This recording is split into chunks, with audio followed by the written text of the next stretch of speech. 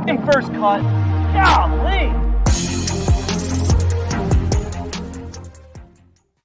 Hello, YouTube. Xander goes back-to-back, and I'm almost ready to officially declare it Open Championship week. Hit the like button. Make sure you're subscribed. We'll jump into it right now. Welcome to the First Cut Podcast. I'm Rick Gehman, and we've got a lot to talk about. We've wrapped in Scotland for the Scottish Open, and there's another event coming up. I think I've heard of it before, the Open Championship. Mark Immelman is here. Mark, good to see you. Hey, when you, Rick, were about to go, I'm almost officially ready to declare. I thought you were going to declare me the winner of the one and done league already, but no, you're right. It's almost Open Championship week, man. I think we might be able to do that depending on the outcome of next week's tournament. We might be able to declare that, Mark, next week, but I'm going to hold off on doing that for now. Greg DuCharme is here. Greg, good to see you, bud. I think it's safe to declare now that I am not the winner of the one and done this year, which is disappointing, but it is what it is. So great picking so far, Mark. But you do have the best nickname in all of sports broadcast. I mean, I found this out just a few minutes ago, and I want to know why you've been holding out on me for so long. I mean, this is legendary, this name of yours. Oh, Isofire 711. Yeah, that's my that was my old AOL Instant Messenger account name. And when you're in middle school, you come up with all these, you know, everybody comes up with, you know, the Yankees fan 111 or something, you know, everybody comes up with all these nicknames. And I came up with Isofire 711, and it got out somehow because I announced it. Told us. Yeah. And wait till the 3M Open. I'm going to find a way to get Icy Fire into one of my calls that I can. That will take some creativity in a golf event, but I guess Minnesota's the place to do it. Yeah. Oh, there you go. That's a good point. Gents, before we jump head on into the Scottish Open and, of course, the Open Championship, reminder, we have been nominated for the best sports podcast in the People's Choice Podcast Awards. I think we're the only golf podcast in there. When I went and scrolled through, I believe that to be the case. So much appreciated for all the support along the way. We asked for about 60 more seconds of support. You can click the link in the description. If you're watching on YouTube, you can scan the QR code, or if you're feeling frisky, you can type in podcastawards.com/app/sign up. Go on down to the sports category and choose the First Cut Podcast. Whole thing will take you probably like 60 seconds, and we'd really appreciate it. I love it. We'll see if we can pull off a victory, Greg, against some much more established, fantasy football. There's some bigger boys out there, but we're the underdogs. I think we can make some noise. Everybody loves an underdog story. And yes, there are bigger names out there, bigger stories, more established, but there's nobody like the First Cut. So we really would appreciate your vote. Thank you very much in advance. And apparently there's nobody like Xander Schauffele, who has just gone back to back. He wins the Travelers. He wins now the Genesis Scottish Open. If you want to throw in the JP McManus, it's 3 in a row for Xander, who is flying high at the moment. Mark, it was a Sunday 70. Xander said it was the worst round of his week. It didn't have his best stuff out there, but he did certainly have enough to hoist the trophy. Well, I think it's proving the quality of the player that Xander is, because remember, for the longest time, he's been the guy that couldn't win and couldn't close and blah, blah, blah, blah, blah. But now he comes out there, puts on a virtuoso display at the Travelers, I thought. Then at the JP McManus, I think we need to recognize that because, look, it's only 20-odd guys, but the field was strong and he shot an incredible first round there.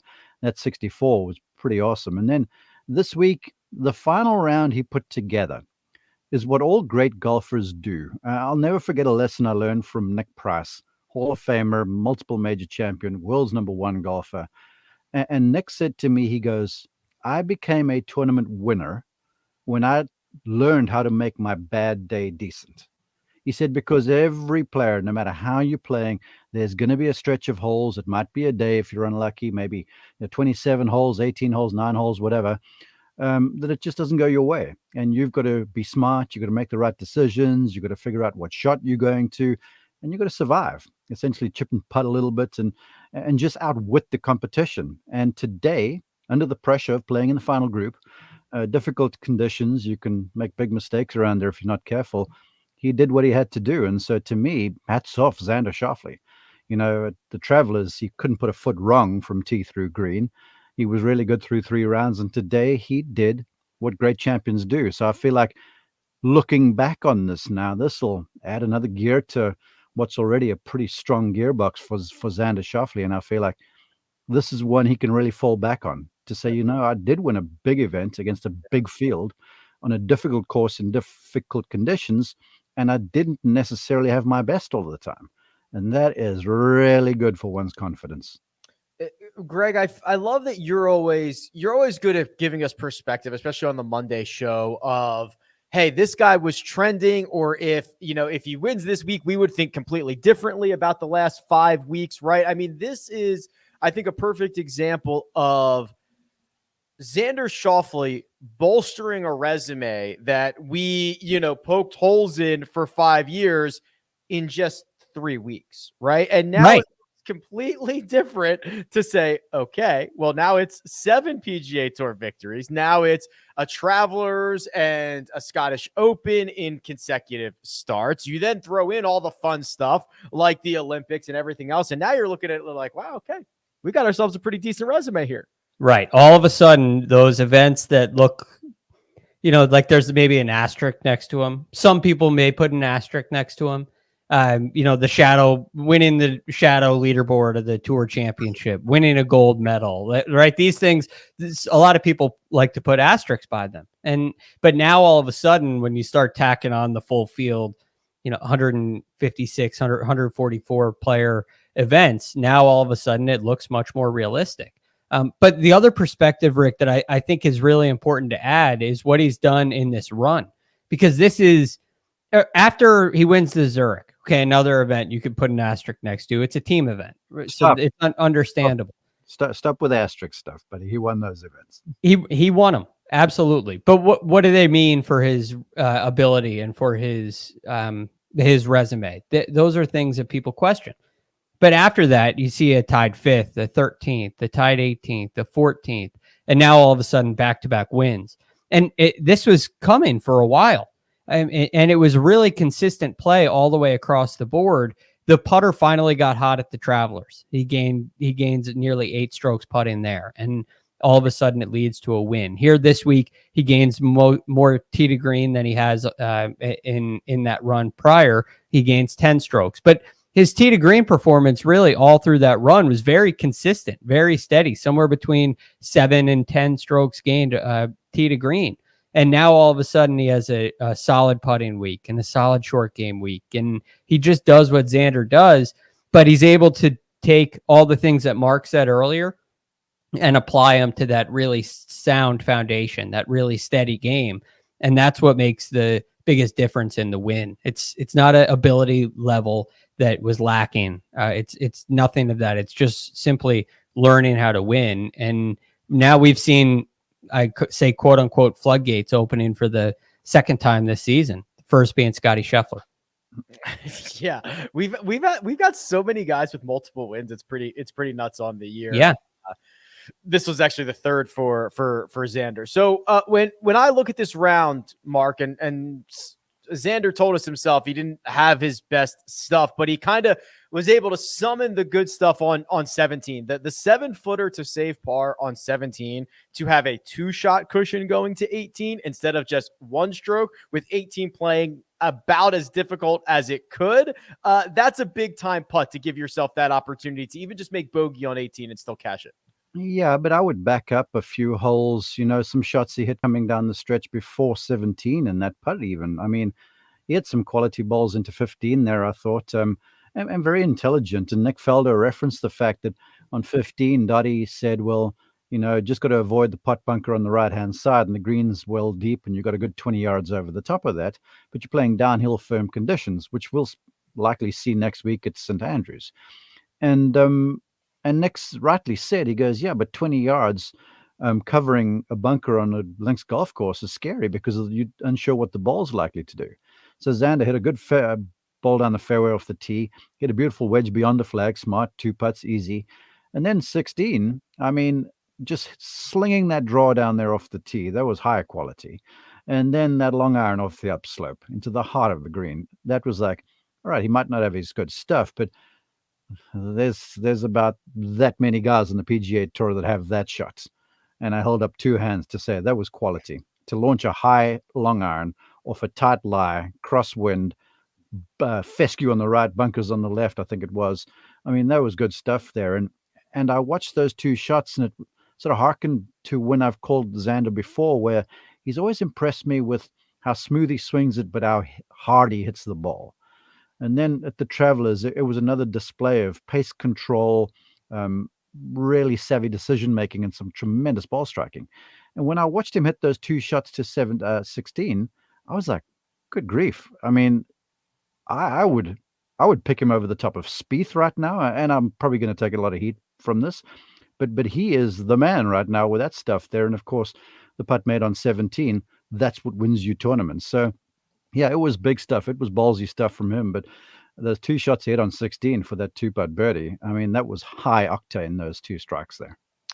Odds makers have already adjusted, Greg. As we head into St. Andrews, Xander Schauffele, depending on where you look, basically the third favorite, firmly behind Rory McIlroy and Jon Rahm, anywhere from 14 to 16 to 1. He's the hottest player on the planet, and now he gets an opportunity to potentially add a major championship to this growing a great resume.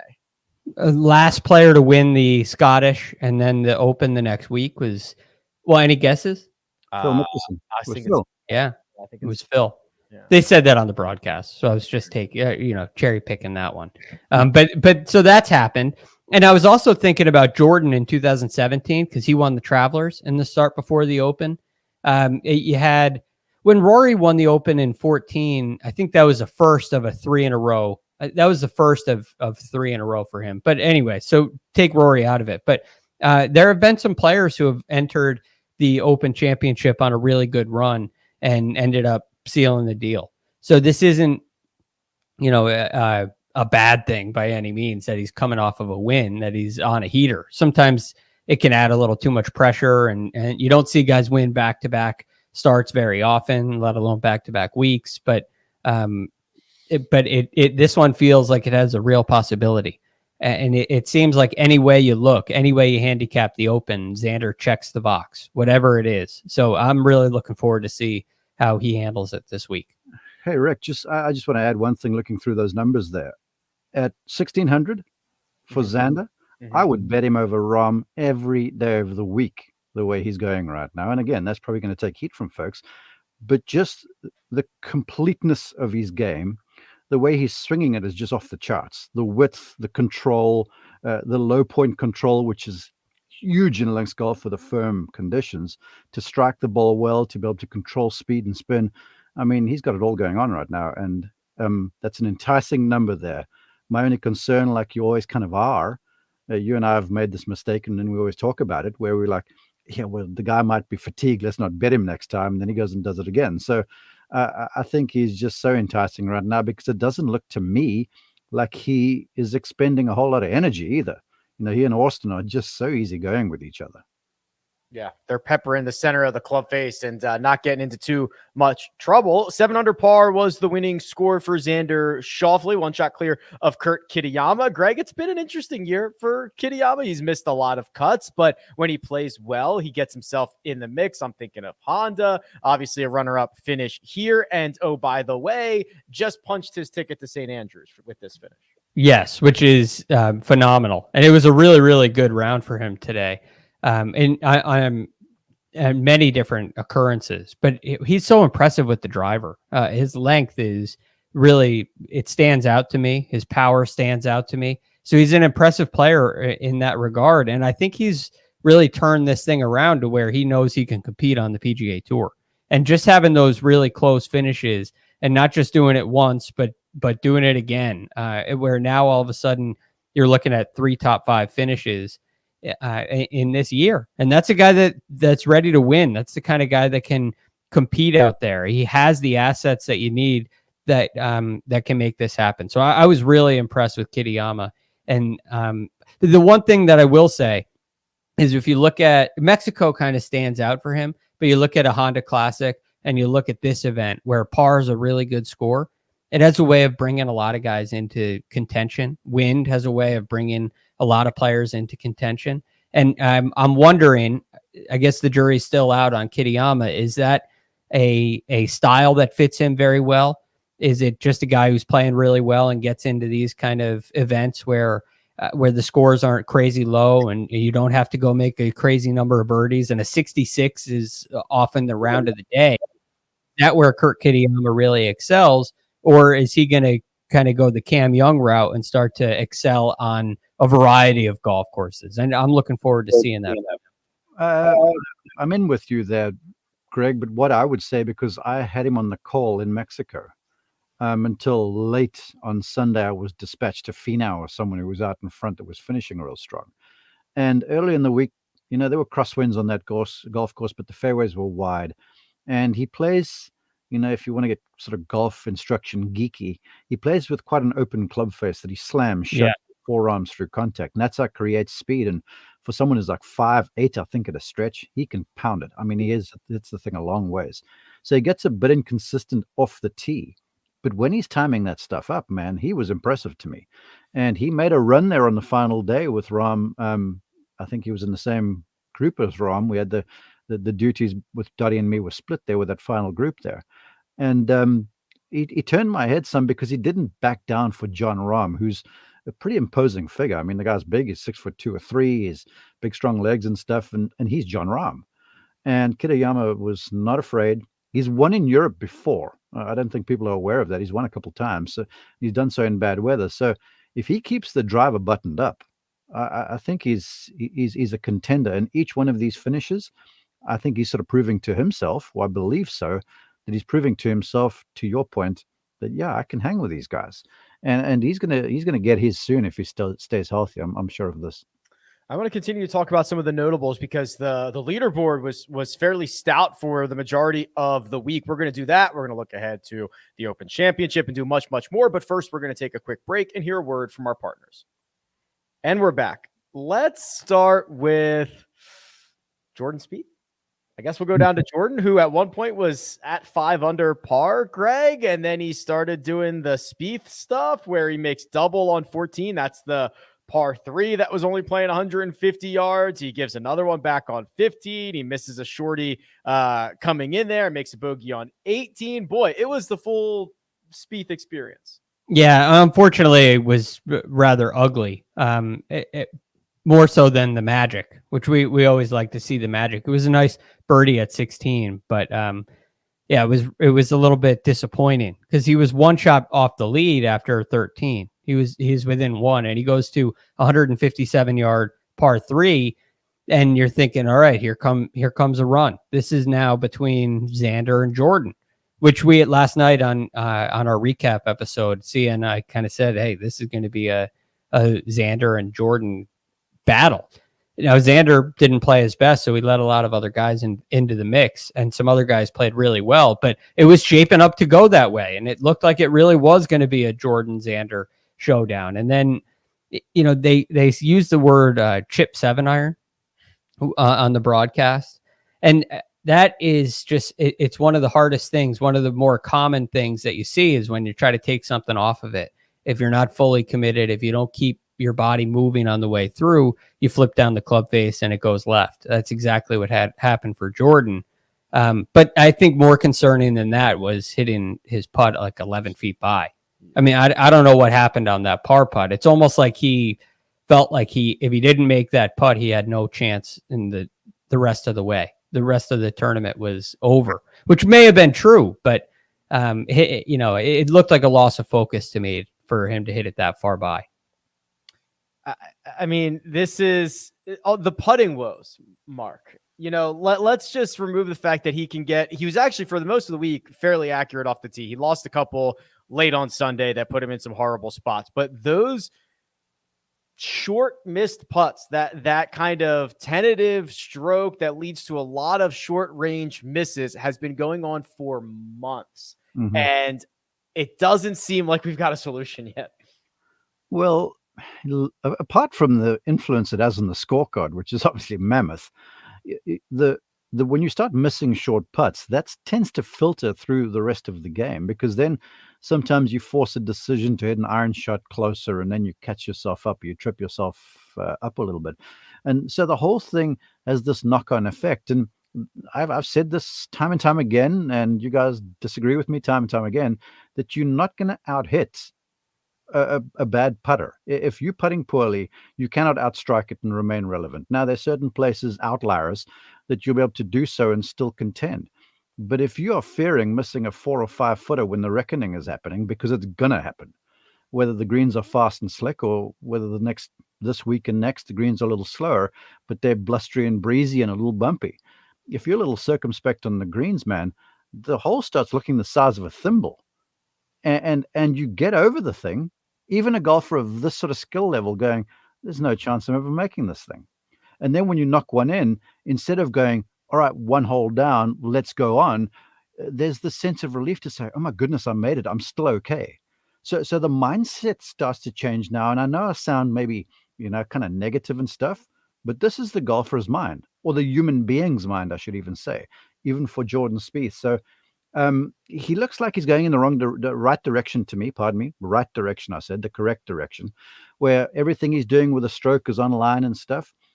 But it's just an untimely miss once in a while, and that speaks to something that might have crept inside of the space between the 2 ears, and something that's more mechanical and physical. But again, that's just conjecture. It's me watching from afar. I have not talked to him or asked him about what's going on with the putting stroke, because whenever I'm calling him out there, he's making putts from all over the joint. It's just on Sunday afternoon when you miss the odd 4 and 5 footer, that's a different deal. And then you start exposing yourself, and then you see this train get off the track so fast. One thing I'd add to that, Mark, because I agree with everything you said there, that happens to the player. It's a nerve-wracking thing when those putts are in question. But I am impressed with Jordan's ability to keep the rest of his game going for the most part. And I thought today what happened on 14, and just 14. I know he made bogey at 15, but I thought he hit a really nice shot in there. But aside from that, I think he's done a really nice job of staying strong mentally and keeping himself in it. And for a guy that's struggling with short putts, he's contending a lot. And that's an impressive thing to me, more so than I guess it doesn't really remove the concern at all, but it's just incredibly impressive to me, because you would expect that to leak into the rest of your game and see him start to lose it off the tee and kind of fall apart in a way. But he has not done that. And it seems like this is kind of the last straw that the last hurdle that he has to cross before being one of the more complete players out here. Yeah, it is awfully impressive. I'm not for 1 minute saying it isn't, that he will keep himself in contention. But Jordan Spieth, like Rory, like Dustin Johnson, like Tiger Woods prior, Ernie Els, all these sorts of guys, they're not measured by how many top tens really they get. They're counting trophies on the mantle. John Rahm is the same thing. We can sit here and say Rahm, all these top tens and stuff, and he's beaten so many guys. Carl can help us with that, but they count hardware on the mantle and in the trophy case, and so that's a real thing for Jordan. And this is where I must credit Michael Greller, because he's keeping Jordan in the saddle, and Jordan, pointed in the right direction a lot too. And that's a fantastic job that he's doing on the bag there to make sure Jordan stays in the mindset that you are, to sort of just keep at it and keep going forwards. Max Homa also touched 5 under, which, by the way, Mark, if Spieth is if he's only making putts while you're out there, maybe you should get on the payroll. They should hire you to just follow him. I haven't pitched him this idea yet, but that's a really good one. I'll have to think about this. Yeah, work on that. Max Homa also got to 5 under at one point, Greg, and it was thanks to his 32 going out. Then he made bogey on 12, double on 15, another bogey on 18. It's going to be a T16 thanks to a Sunday 71 for Homa, but he's really starting to figure it out. Like, the stat profiles are always so good. Tough conditions don't seem to bother him. It is so impressive, the year that Homa's putting together. I was on rickrungood.com earlier, looking up Best some website in the game. Go check it out, folks. Yeah, and it's just great. Anyway, I mean, I live there. So anyway, I'm looking at the St. Andrews. You could do the course key stats. I type in St. Andrews and just this is preliminary. I'm just kind of poking around, see what I come up with. And I just looked down to the best course fit. Now, Mark, you'll love this. It's 100% data based, right? It's just all on data. Okay. But Max Homa's name was like third on the list for best course fit at St. Andrews. And it's very interesting because that stat profile does look great. The putter this week wasn't really, it wasn't electric. Didn't quite get going. It wasn't quite consistent the way it has been, but everything else in his game is really right there for the taking. He led the field in strokes gained off the tee. He had a tough first round with his irons, but after that he seemed to get control of it and get back to who Max Homa is. And I think going forward, he looks like a guy to beat. Now, what happened on 15? He drives it into a bad spot, has to pitch out, and then, as we saw with Jordan Spieth, it's really hard to hold that green. So he hits his third shot now over the green and ends up making a double, which was unfortunate. But I think going forward, this is all in all very positive for Max Homa. I have to ask this, Rick, because I haven't been to rickrungood.com. Go check it out, folks, yet for next week. What are the elements, the characteristics that you are saying that are going to bode one well at the old course next week? So bear in mind, there's only 2 years. The only 2 years of data that go into it are 2015, 2010, right? So there's 2 years worth of data.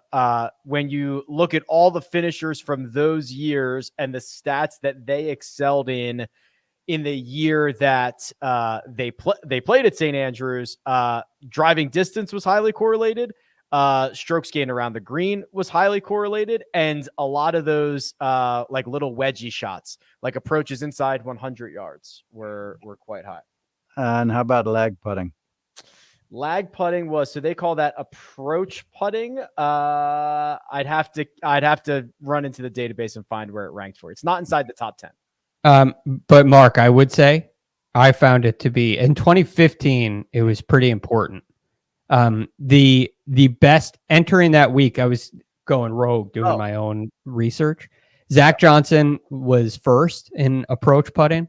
Jordan Spieth was tied. They were tied first. Then you had Jason Day and, believe it or not, Sergio Garcia were sixth. Jason was nearly in the playoff. Yeah. Mm-hmm. Yep. All those guys were. These are all guys in the top 10. And then you had Justin Rose, who was in the top 10. He was 13th in that category. Mark Leishman was 35th. So I think last year, the top 10 was full of guys who were rather good lag putters. I scrolled right past it. They call it approach putt performance. There's only one other course on the schedule in which approach putt performance was more highly correlated, Mark, with success. So that's about as good as it gets. Yeah. You're welcome, folks. You're welcome. Seven double greens, right? They're massive. Massive. Yeah. But that's the thing too. I mean, look, we're getting ahead of ourselves here, but that golf course, I've said it in a previous podcast, it was shaped by the heavens. And you can play it in two directions, which makes it so beguiling. And you look at the place with no wind, you're like, I'm going to shred this place because all these guys can drive it green side. But then you got just the wrong place to hump and hollow somewhere, and you've driven it green high, but you've got to go around a pot bunker. And if you're trying to cut the edge a little, all of a sudden you put it into the bunker. So it's amazing how they'll go out in 29, right? Because you play that loop with no wind, and it's really gettable. Then they come back in 36 or 7, and they've only shot 67, and you're like, oh my goodness, we won 59 watch over here. So lag putting is such a big deal, and a lot of that lag putting, in fact, comes from off those big greens, not necessarily on those surfaces all the time. I mean, I'll just do it. Let's just declare it Open Championship week and move right on to the old course. We'll still get our best bets, our one and done. We'll do that in the next segment. But Greg, this is it. This is the last major championship we're going to get for 9 months. The 150th edition of this championship, going back to the old course. This is setting up to be just a phenomenal week when you include Tiger, when you include the way that the game is being divided right now. We're all going to St. Andrews, and it's going to be amazing, and you're going to have fun whether you like it or not. Yeah, I'm really looking forward to it. There are so many players in our game now that are stars who are playing well, like a Rory McIlroy, like a Xander Schauffele. You have some guys that are really turning a corner in their career. Xander Schauffele, I guess, fits both that category. Scotty Scheffler. You have a Jordan Spieth who's lurking in the mix, and then you have the unpredictability of the Open in general. And just doing a little combing this morning on the weather, it looks like we're going to have the winds they appear to every day be in the 17 to 21 mile an hour range, which is so cool that it's way early, but you don't know if that's going to be that's the town of St. Andrews on the golf course. Is that a little higher? Is there going to be an advantage in the afternoon or in the morning? What are we going to see there? So I'm really looking forward to the fact that there is weather in the forecast. There is wind in the forecast, because I think it changes the golf course, and it makes it that much more interesting. And you see as we call it here, the thinking man's Open. And those are the players who succeed here. Those are the guys that do really well at this golf course. And my guess is those are the guys that are going to do it again. So I am so excited to see this one. Rick, you know what I love? Both of you.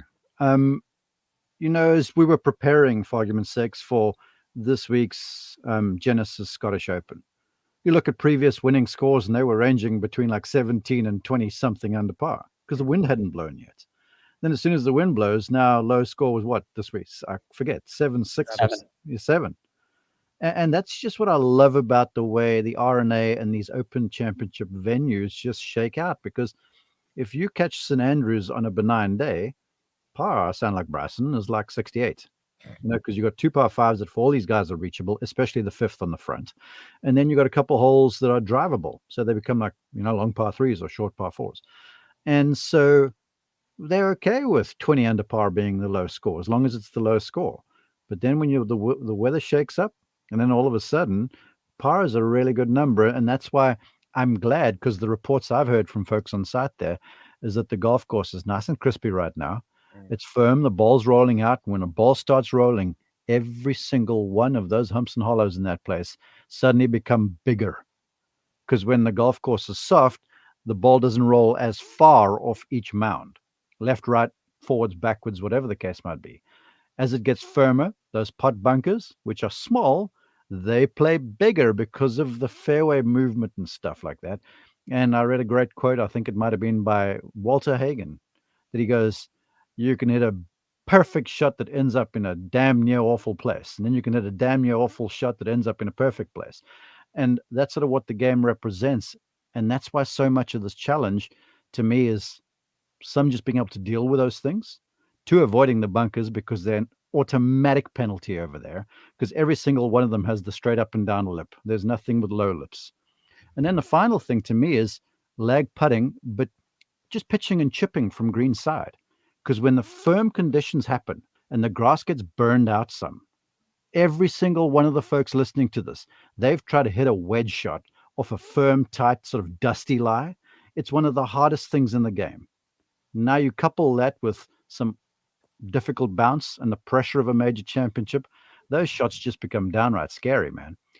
When I was caddying for my brother in the British Amateur, he played his way all the way to the final. There was some little pitch shots from 20, 30 yards away from the target that I was just nervous on. And when he hit, I wasn't even hitting. And when he hit the shot close, I'd be like, well, thank God, let's go to the next one. And it becomes such a mental challenge. The defense of the wind, Greg, the defense of the pot bunkers, the randomness, it's everything we want. And oh, by the way, the big cat will also be there. And we've seen him play 18 holes in a practice round with Justin Thomas. I think that was my days are all screwed up. Was that this morning? I believe so. Have you been adjusting your body clock already? Oh yeah, I'm all screwed up. I was also back and forth from the East Coast. So yeah, I'm trying to get, I don't even know what day it is. I'm trying to get all dialed in with that, but the cat's been playing. Yeah, he's been playing, and it's exciting. And the thing that makes this one so exciting is you feel like he has a real chance. Um, Although albeit slim, he has a chance because it highlights his greatest strength, which is that decision making, the ability to handle the randomness. And there's a reason why he won here twice. So I love that aspect for Tiger. He's not going to have the advantage a lot of these other players have, where they can drive some of these greens, get it close to some of these short par fours. But his wedge play he can lean on his wedge play. He can lean on his ability to flight the ball and knowing where to hit it. And sometimes that's more valuable than power, especially on a golf course like this. Again, think about who has won here. Well, Tiger twice. You mentioned, Rick, how important driving distance correlates to success here. And while that's true, Zach Johnson won the last rendition here, who is nowhere near one of the longer hitters. In fact, I have it right here. He entered that week on tour. He was ranked 166th in driving distance. Now, the players behind him they fared far better in driving distance than that, but it opens up that opportunity where anybody can win, anybody can contend. And I think having Tiger there, it highlights all those things, and it gives him a real chance, a better chance than anywhere else, I would say. Was it Bobby Jones, Mark, that said, hold on, I have it here. Bobby Jones once said that a player must win at St. Andrews to be considered great. As a big fan of Bobby Jones, as I know you are, I'm sure you agree with that sentiment. Well, have you looked at the honor roll at St. Andrews, who've won Open championships over there? Yeah, it's wild. Yeah, it's wild. I mean, it's kind of a who's who of golf, really, and that's what it is. And to me, I echo everything that Greg said about the course sort of playing up to Tiger and where he is right now. But part of when you first go to St. Andrews, for those folks who haven't been, you're like, really, is this it? And I remember walking around there the first time. I was struck by, you just arrive in town and there you basically drive into the wall of the road hole. And I was like, my goodness, this is this hole I've been like holding in biblical esteem for all my life, and it's just there. And then I walked at the road hole bunker and I was like, well, okay. And then the Swilcan Bridge is this little thing over there, over this burn. But then the more you go there, the more you begin to understand just the intrigue of the design and the strategy that it involves. And that Bob Jones that you referenced, he's correct, I believe. And then he hated St. Andrews when he first got there. In fact, he walked off the course after getting himself stuck in shell bunker on number 11, I think it was, couldn't get out. So he tore his scorecard up, gave up, went in.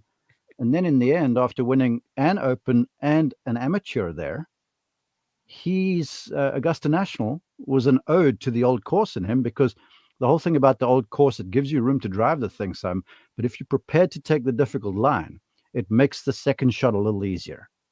And so everything around Augusta National, with the width of the fairways, with the rolling hills, all that sort of stuff, is Bob Jones going back to the home of golf and the genius of its design. So, yeah, if Jones said it, I believe it. I mean, as far as I'm concerned, it's Matthew, Mark, Luke, John, and Bobby before Axe. That's how smart this guy was. Here's the last handful of winners at St. Andrews: Zach Johnson, Louis Oosthuizen, Tiger, John Daly, Nick Faldo, Seve, Jack again. Yeah, pretty good. Snead is that the Hall of Fame, or is that winners at St. Andrews? You left out Bobby Locke and Peter Thompson. I mean, you keep going down that list. Yeah, this will be the 30th. This will be the 30th time that St. Andrews has hosted the Open Championship. So plenty of history. Bobby Jones, 1927, did it at St. Andrews. So pretty cool. And when you have old Tom Morris as the greenkeeper, I mean, come on now, really? Is there even a comparison? I'll leave it there.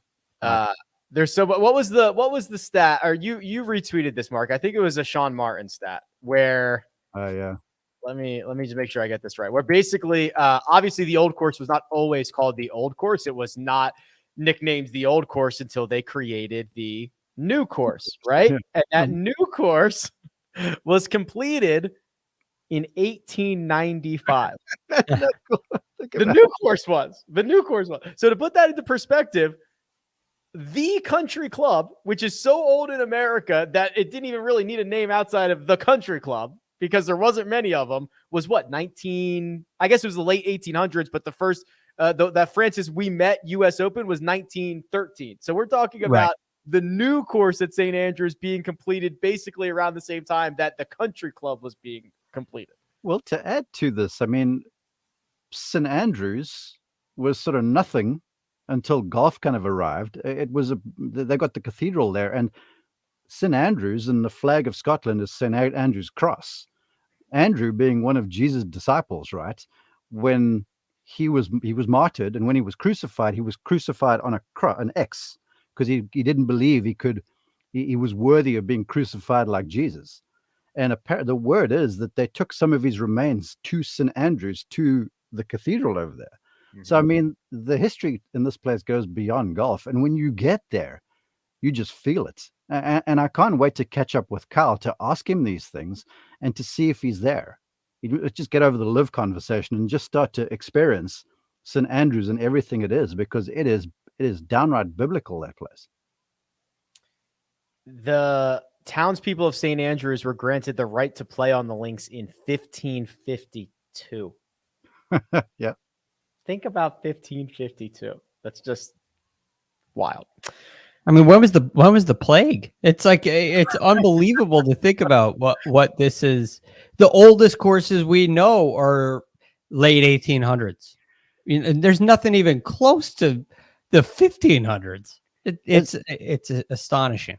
Okay, we're getting ahead of this. I'm bringing out my stuff that I had for Tuesday's show, but Jack Nicklaus is getting the honor of he's being given an honorary doctorate by St. Andrews University this week, right? And the last American person, I believe, to do that was Bob Jones. And at that stage, when Bobby Jones went over there, he was already wheelchair ridden with syringomyelia, that sort of it was horrible stuff, almost like Lou Gehrig's disease, and he was wheelchair bound. And so when he gets there for the ceremony and they're going to give him the doctorate, all the townspeople started singing, "Will we ever see his like again?" And word is that he got up out of his wheelchair and walked to go and be captain gowned and get the diploma, whatever it was, and walked back to his chair. Wow. Miracle place, this place. We're going to talk a lot more about the Open Championship and St. Andrews and everything else. I have to get to our best bets. I have to get to our one and done selections, and then it'll officially be Open Championship week. So we're going to do that. But first, we'll take a quick break and hear a word from our partners. And we're back. Best bets, gentlemen. Mark, you and I, winners. Xander Schauffele, I did not give him enough credit. I had him to finish inside the top 20. Did a lot better than that. And Mark, you went with red hot Ryan Fox in a 3-ball over Sam Burns and Justin Rose plus 175. Cash it. Yeah, I just wish I was allowed to gamble because I had Fleetwood coming inside the top 10 as well, I think it was, or contender, and he got himself a 4th. And so, yeah, it was a good work for me and good week for me, I should say. And I'm kind of happy because ordinarily these best bets I suck at. So it was nice to see one hit finally. Burns finished T66. Greg, that was outside the top 20 for you. And then Kyle had Billy Horschel over Joaquin Niemann. Horschel missed the cut, and Joaquin Niemann finished T16. So 2-2 for our best bets this week. Yeah. Well, good job for you too. Very disappointing for myself. I can't speak for Kyle. I'm sure he's not happy with a loss, but I still stand by the Sam Burns bet. It was just a disappointing performance for him. One and done. One of us found the winner. Wasn't me. Wasn't me. Sia or Mark. Wasn't anybody. It was producer Jacob. Goes out, gets the full $1.4 million. And Jacob, you are now $1.1 million clear of Coach. You're 300,000 behind the fans, and you and the fans are really our hope to catch Mark, I believe, at this point. Yeah, and I hate to say it, but I got to thank Mark for letting me on that pony on Tuesday and picking Xander Schauffele. In fact, he revealed who he might be going with for the Open next week. Yeah, I've got that guy available. I've also got Max Homa available, so that you guys are going to make me take the bait with your discussion earlier on that. But I mean, at this point, I'll just be happy if I win the B flight. Hey, Jacob, isn't it great to see your name in front of the coaches? I mean, that's just the best thing ever. It feels great. Yeah. There's no better feeling in the world except for just your name being on top of everything, Yeah. which I can't relate to. Yes, Mark has already divulged who he's playing next week because we were just sitting backstage before we went hot. Between you two. I'm keeping a secret. I'm good at keeping secrets, but Mark has already told us who he's going with next week. And Jacob's ears perked up so fast when he heard that, and he said, "Okay, I've got my decision made." So we'll. You know what's interesting? Sia Nejad does have that player available. So, though the Sia mush did not come in this week, it's possible that Sia could mush Mark's pick next week. Well, look, just for folks listening, I had saved John Rahm for this week, but I'm not going to do that. That's kind of my lead. I'm going to save John Rahm for the playoffs. I'm hoping he finds a little form there with a driver for a little bit. Yeah, hopefully. I was stashing Xander for the playoffs, and I saw he's playing hot now, so I just threw him out there now. Paid off. Yeah, Mark, good. That was a good choice. Jacob. Until he wins the shadow leaderboard, and obviously gets 14 million. We'll figure out what are the payouts for next week? Is that what it is? Do we have what are the payouts for next week? Do we know yet? Not off the top of my head. I think they increased them though. I'll have to look. It's got to be at least 2.5, 2.7. Yeah, I would think as well. Hey, Rick, yes. Tell our producer who I've got for the tour finale and the shadow leaderboard. Have you been saving Rory for Eastlake? Yeah, good time, baby. That's where he always saves Rory for. You roll out of bed and finish inside the top 10 at Eastlake, is I believe. Top 5, for goodness sake. No, there's only 30 players. That's true. There's only 30. Mark, you didn't do so poorly yourself here. Tommy Fleetwood, $360,000. That was the second highest earner of the week. Fleets did you all right? Yeah, it was, I was happy that it happened for two reasons. One, because it sort of helped me expand the lead on the fans just a little bit, although I see some folks saying, well, he basically stayed where he was in relation to us. But also, links golf to me, especially in dry conditions, speaks to the interaction of club and ground. And the one thing about Fleetwood, and if I was giving advice to anyone, he's not a bad pick next week either. Just the way the club interacts with the turf, the way it hits the golf ball, the fact that the slower greens don't really allow good putters to excel. Slow greens and those bumpy fescue sort of greens kind of, they sort of raise everyone's tide or lower everyone's tide together. And so you're not going to see a bunch of long putts made very often. So it was a situation I think that was tailor-made for Fleetwood, and I was happy to see he came through with a good weekend. Next week's purse is $14 million, which would make first place like 2.5. Is where we're checking in. So the fans could, if they find a winner and Mark misses the cut, get within 400,000. What's that? If, ands, and buts for candy and nuts. Listen, I'm trying to keep us live here, right? There's scenarios. It's like, I'm running the big board on election night. If these towns come in better than expected and yada yada, I'm finding pathways here. All you statistical guys, go and try and find a statistic to massage this argument of yours. I'm sure there's something out there. I'll find it. Let's see. Coach. Oh boy. That's a goose egg from Robert McIntyre to go along with Kyle's goose egg for Hideki Matsuyama. The fans and Sia got 180,000, so not the full-on mush there for Cam Smith. I had Ryan Fox, 20,700. Greg, Keith Mitchell, 37,266. Yeah, he played well on Sunday, which was nice. He shot 4 under on Sunday. Got it to a respectable number, but he also played really hard to make the cut. So yeah, I was happy with Keith. I think he's in play next week too. I wouldn't look past him.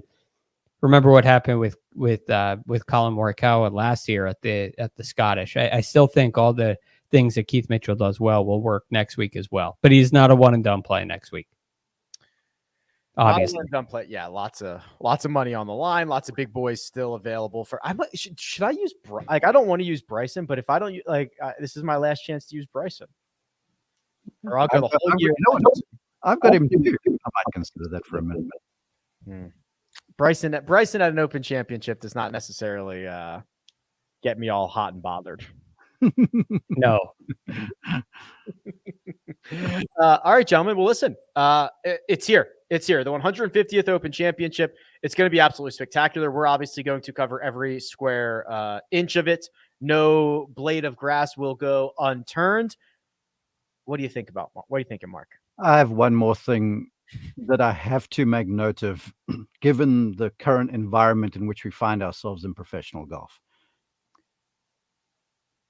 When I was a college coach back in the day, I always said to every one of my players, and I say it to every one of the aspirant young professionals I've taught and stuff, I'm like, every shot you hit has potential ramifications somewhere.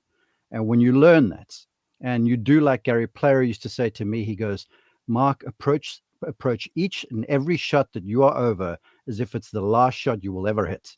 Don't take, not take time or whatever, but the mindset should be, I'm giving this my everything. And then you let it go. Here's Alex Smalley this week, that if he plays his last 2 holes in even par, he gets into the Open. Every shot meaning something, right?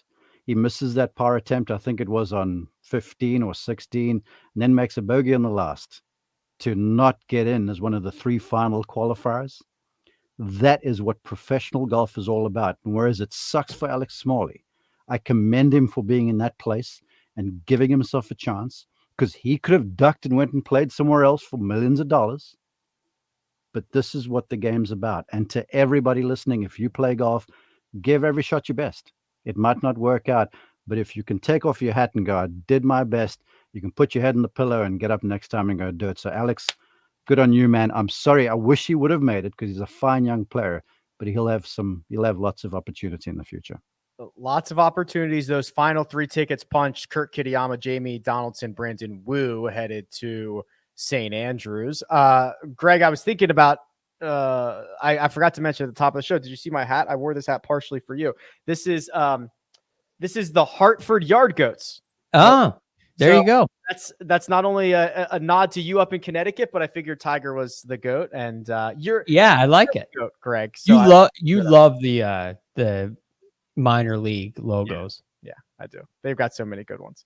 The blue one like that. I'm surprised you didn't get the blue hat. That's more their colors, isn't it? Yeah, like blue, and they've got like a green that they use as well. They're pretty savvy up there. They know what they're doing. But this is going to be special, Greg. And we kind of talked about, I'm sure we'll talk about it on Tuesday, the uncertainty around the live guys, everyone getting together.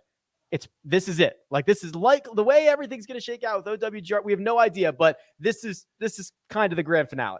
It feels it is. I would say, unless something very unforeseen happens, it is the grand finale to whatever extent that may be. So it's going to be really cool. It's going to be really special to watch. Not that I think having the live guys here is a great thing or a bad thing. It is what it is. But it's cool that this is the venue for this finale, if you will. Right. It's cool that you're going to have an opportunity to see Brooks Koepka play in a major again when he's still competitive to a degree. Whether you like it or not, it's cool.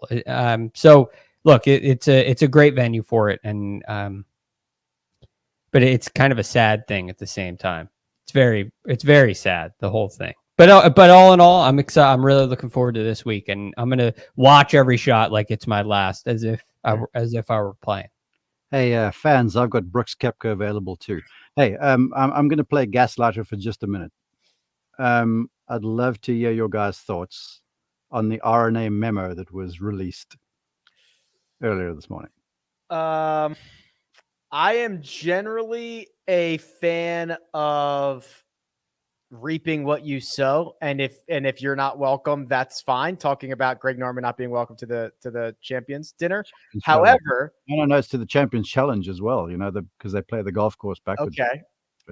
However, I feel like this was they took a stance, and it was the weakest stance you could take. You might as well not take a stance. Like, I actually think it is. They said we don't want to take we don't want to take the focus off of the event and the 150th and all this stuff, but like, this kind of doesn't it? Aren't we now talking about something else? Yeah, and that's why I'm kind of disappointed at myself for asking. But when I woke up to this news, I was like, whoa, yes, the boys. Well, yeah, you're right. It's there could have been other things they did, but they dropped the hammer. They brought the firm hand to the championship and said, this is what we're all about golf this week, and our idea of golf doesn't mean That doesn't anything else. align with yours. Yeah, exactly right. Greg? I tend to agree. I mean, I understand that you want it to be all about the Open, but I don't know how much of that is really in your control. I don't know how much at the celebration of champions, at the dinner, at the challenge. I'm not sure how much of a difference it's going to make. But that being said, there's more to it than just that. There's principle involved. There are things that you believe in. The most significant aspect of this is that it comes from the R&A. It doesn't come from the DP World Tour. Yes. It doesn't come from the PGA Tour.